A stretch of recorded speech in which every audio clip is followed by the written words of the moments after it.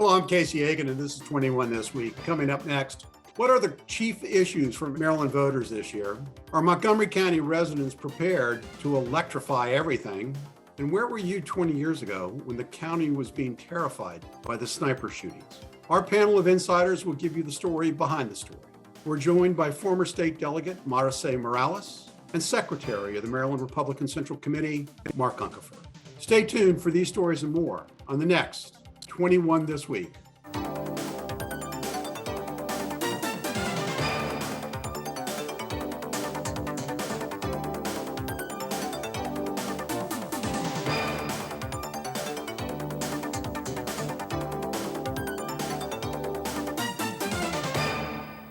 Political observers can often identify the mood and pulse of an election long before the first ballot has been cast. If the pulse is calm, then the party in power is more likely to win in the upcoming election. But if there's a disturbance in the force, then the mood of the electorate swings to demanding change. Marc, with inflation rising to unheard of levels and the economy staggering as a result, polls in Maryland suggest that Marylanders are not agitated or demanding change this year. What is your sense about the electorate here in Maryland this year? Well, nationwide, and I think it applies to Maryland as well, you really have two distinct currents of issues. And one is, of course, the economic issues that you've described. But then there is also a cluster of other issues, abortion, January 6th, a whole range of issues. And during the past couple of months, they've ebbed and flowed very back. They seem to be coming back towards economic issues. But I think it's important to kind of take into account that which is the dominant issue seems to have a huge impact on the way people come out in the election. Well, I'll follow up with you for a second. I mean, the Republicans nationwide seem to be emphasizing rising crime, and they also seem to be, the inflation issue. Whereas as Democrats, herald the fact that President Biden has increased the number of jobs and has steadied the economy to a certain extent. We're not seeing any agitation here in Maryland. I don't know, but I'm not quite sure why. Yeah, I would say we forget that the General Assembly has, really great approval ratings. And I think the Maryland electorate, they do see our state delegations across the counties to be effective. I think the bipartisanship with, Larry Hogan and the legislature, I think, and then their response to the pandemic, I think does show the psychology of the Maryland electorate, which I would say is in huge contrast with how we feel about national elections. Well, I'm going to go back to Marc. The Baltimore Sun, ran an article last week with the headline, "Voters Uncertain Whether the Next Maryland Governor Can Allay Their Kitchen Table Economic Concerns." Now, Maricé points out that the General Assembly is getting high ranks, but this suggests that voters are resigned to the fact that political leaders have failed them. Well, I think we'll talk about it. I think there's actually a great deal that it can be done at the state level on economic issues. And I think we're going to talk about some of the issues in terms of energy policy that are going to impact on that. And certainly taxes and support for business and on regulation, those all have a huge impact on the state of the economy in Maryland. Maricé, you were part of the General Assembly. I mean, this new leadership in the General Assembly seems to have swung dramatically to the left, especially on criminal justice issues. Are Maryland really ready for these changes?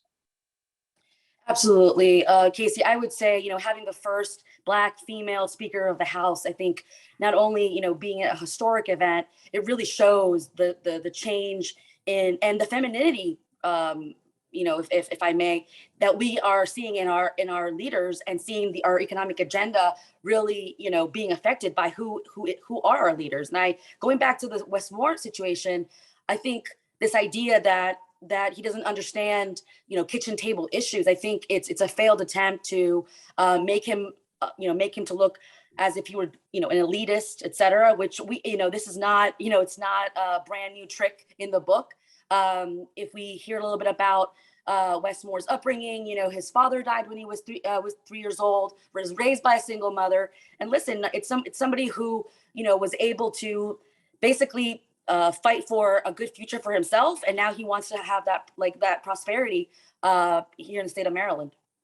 Well, but I'd like to go back to the article in the Baltimore Sun, where people not only are worried about the economics of their pocketbooks and their what they call the kitchen table issues, but they're also concerned about crime. Crime is rising not just in Baltimore City and surrounding Baltimore, but here in Montgomery County, we've seen a staggering uptick in violent crime and in nonviolent crime with break-ins and cars and shootings. So, I mean, I think there's a growing unease, and if our political leaders aren't cognizant of this, they're going to be in for a surprise coming up. Either one of you can address those issues.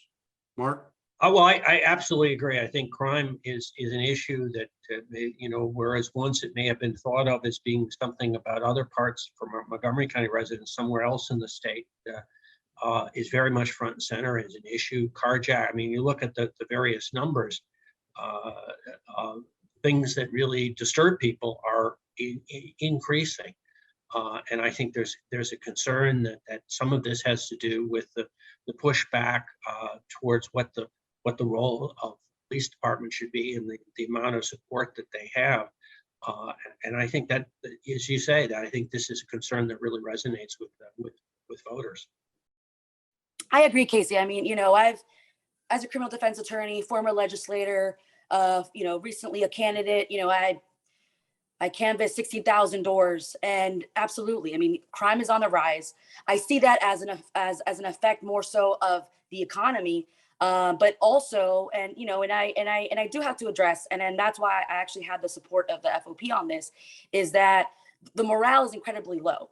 I think that we have an opportunity in Montgomery County, hopefully, if we, pressure, some members of the county council in understanding that, this whole campaign against the police, I mean, it's narrow-minded, and it's insensitive and it's disrespectful, because I know a lot of the officers whom I have wonderful relationships with in the courtroom, et cetera. And we need to inspire the next generation of Montgomery County youth to want to become law enforcement officers in their neighborhoods. It makes a difference when somebody who has grown up, you see, you're, oh, that's my high school friend from 20 years ago.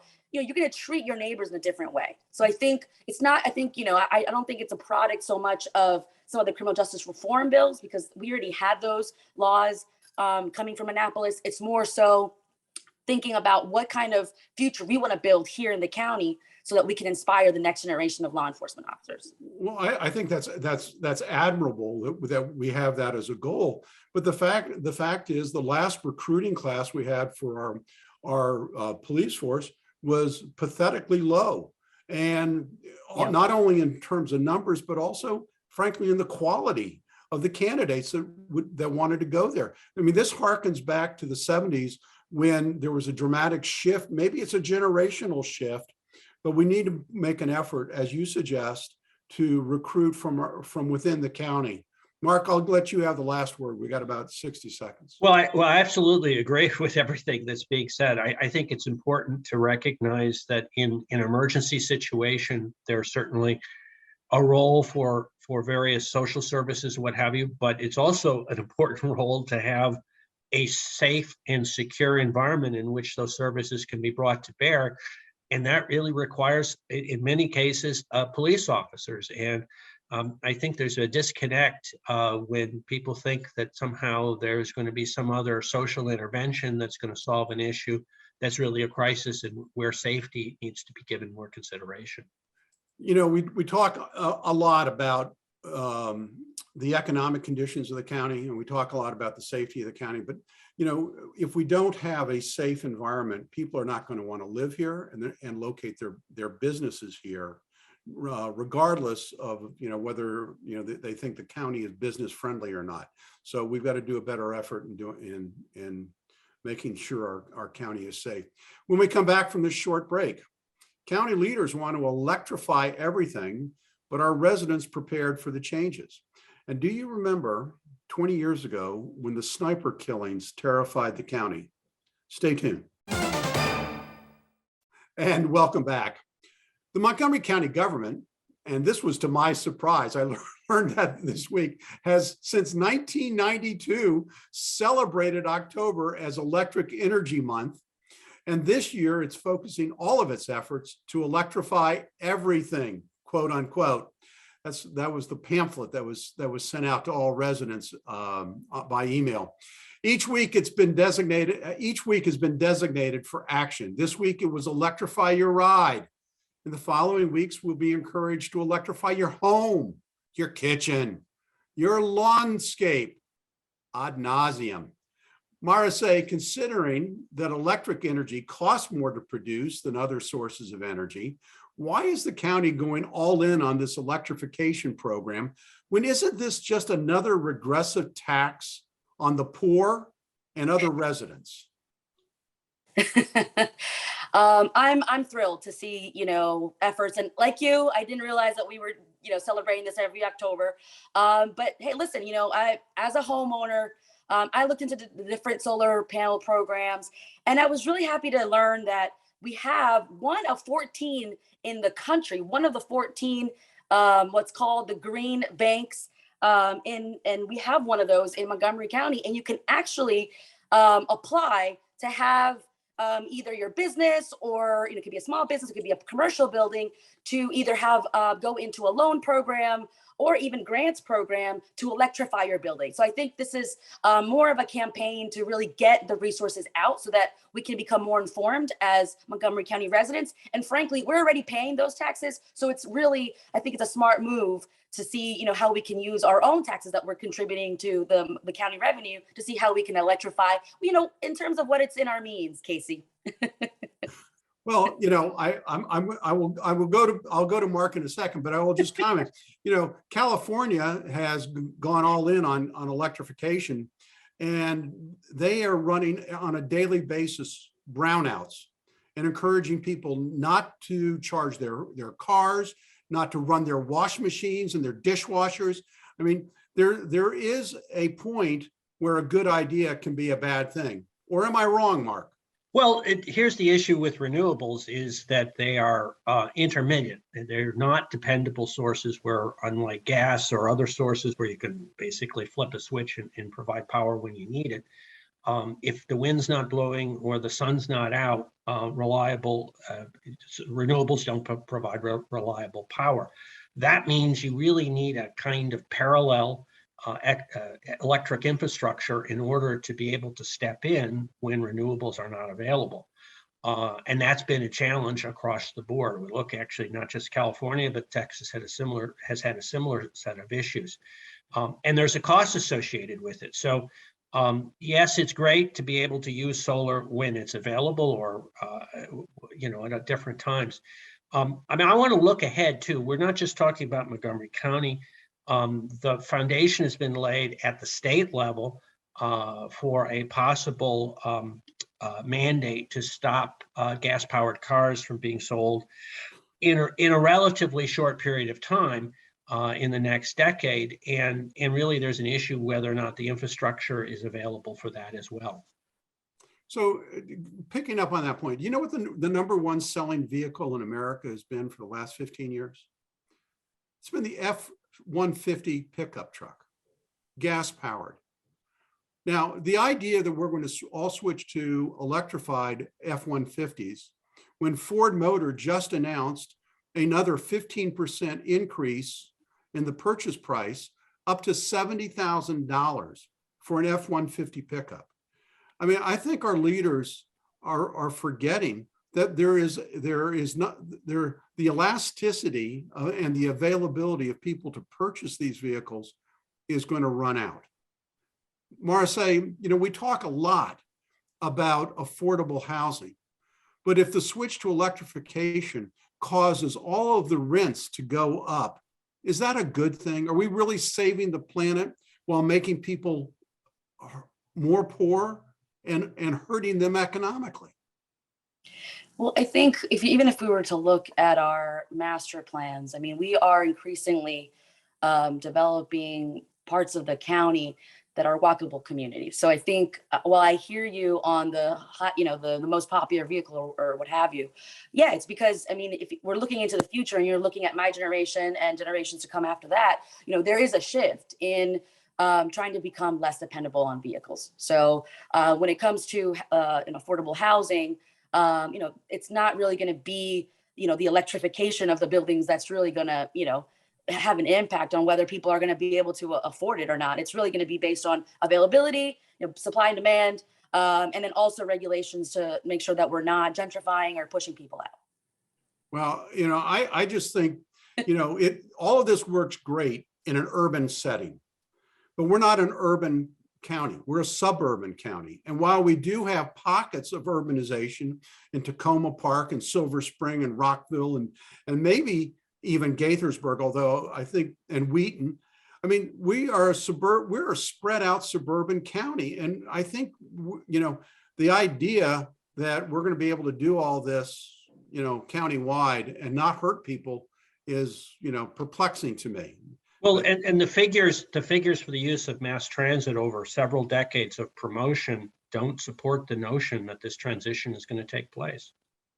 Well, you've got the last word, because we're going to shift our attention to something really, traumatic that occurred in our county 20 years ago. And I remember the shooting began on Nicholson Lane. A lawn maintenance worker was mysteriously shot and killed. An all points bulletin went out for a plain white paneled van that reportedly left the scene of the crime. In the resulting weeks ahead, 9 more people were killed. 3 others were injured, not just here in Maryland, but in DC and Virginia as well, before the perpetrators, Lloyd Boyd Malvo and John Allen Muhammad, were ultimately arrested at a Maryland rest stop. Mark, I think the human nature is to try to forget terrible things and trauma, but this area was truly traumatized by these killings. What are your first recollections?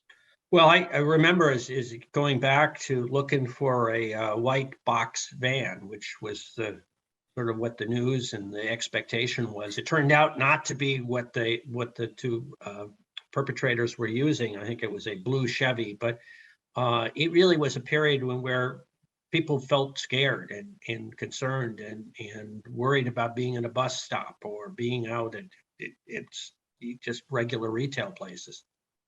Well, I mean, to your point, when the shootings occurred in Virginia, one at a Home Depot and one at a gas station, I think everyone in the area, at least this is how I felt, was, you could not go anywhere for your daily life and not feel that you were vulnerable. It was, the scariest moment that I think we've had to endure. Maricé, you have the benefit of youth, and also I believe you mentioned that you were living in Peru at the time, but have you been impacted at all by people talking about the sniper shootings and how it impacted their lives? Absolutely. I had grown up in Arlington, Virginia, and my parents had decided that we were going to go to Peru for high school. And so, my cousins, my friends from elementary and middle school, just hearing that, that there had been a shooting at a Home Depot. I mean, it was traumatizing. Folks would really think twice before going into any kind of public spaces, parks or malls, etc. Definitely, I definitely felt that anxiety from my friends and family when we would call to check in. But what's even more kind of astonishing is that the wife of John Allen Muhammad had actually told authorities about his issues, and she had been a victim of domestic violence, death threats, etc. Nobody listened to Mildred Muhammad, and it's listen, if we're not listening to our to a perpetrator's family members, I mean, I don't really know what else we could have done, but it's really, that is a tale that is often too often told after the tragedy has occurred. Yeah. Mark, County Executive Doug Duncan and Police Chief Charles Moose won national praise for the way they professionally handled the investigation. What are your thoughts? Well, I absolutely agree with that. I think they both really stood out, and it was Montgomery County leadership at the best. when that take place. And I think it's really unfortunate that we lost Charles Moose. Has died relatively recently, but we lost him because when he wrote a book, there was an ethics charge against his, quote, profiting for it, when really he was just sharing his experience and leadership. And it strikes me as that we really kind of had a fork in the road. It would have been much better for us to be able to keep Moose as police chief for a longer time, rather instead of having this kind of literal reading of the ethics rule that somehow interpreted writing a book about his experiences as somehow violating our internal policies. And as I think Doug Duncan, who's still around, he also did a great job as county executive in standing up. Really, I knew Charles Moose a little bit. We were in leadership Montgomery class together, and I thought he was a fine man. And that ethics charge really hurt him in a lot of ways. Maricé, John Allen Muhammad was executed in Virginia in 2009. Yet Malveaux continues to appeal his sentences, and even just today, one of the youngest victim of the shootings has said he deserves a second chance. Has justice been served? I'm not I'm not somebody to be able to measure that. I think if a victim finds it in their heart, then that's commendable. I think there's a reason why we have the laws that we do, and I'm not God. I'm not, I can't judge somebody, for the decisions that they've made. And so I think I'm unqualified to answer this question.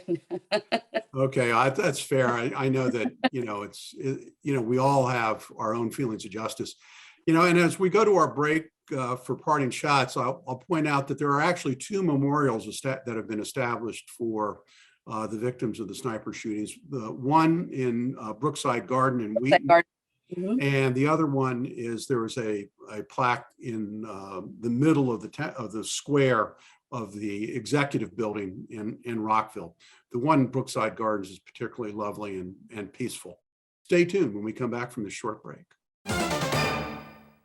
Welcome back. Now with parting shots, Maricé Morales. I would encourage every single Marylander to vote this upcoming election. I understand that there's a lot of apathy, that we believe that, our leaders have failed us, but the worst we can do is fail ourselves by not voting, regardless of, which party you're affiliated with. Really vote for the governor that you want to lead the state. Well, that's very nice sentiment and very nonpartisan. Thank you, Maricé.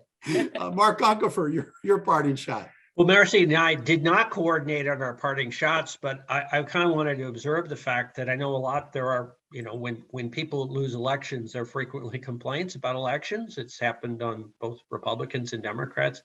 And I wanted to kind of observe that there's, the protection that keeps the elections fair are in the election process. And in Maryland, we have election judges, and they provide really invaluable service to keep the elections fair and honest. That said, there's a shortage in election judges, as barely a month before Election Day, before when early voting starts, even a shorter period of time, there's still a need for election judges. So I would strongly encourage people who are available to do that. You get paid for that, you get trained for that, to participate in the process and to contribute to the election process by serving in that capacity. Maricé, have you been a judge? I have. Yeah. I have. And it's grueling. It's exhausting. 4 a.m. to 1 a.m. the next day. Well, Nancy, our own Nancy Florine has also done that as well. And I will say that, as we wrap, our hearts and prayers go out to the people of Florida who suffered the devastating damages, not just Florida, but South Carolina as well, and North Carolina from Hurricane Ian. And our thoughts and prayers go out with them as we celebrate a very glorious fall day here in Montgomery County. For 21 this week, I'm Casey Aiken.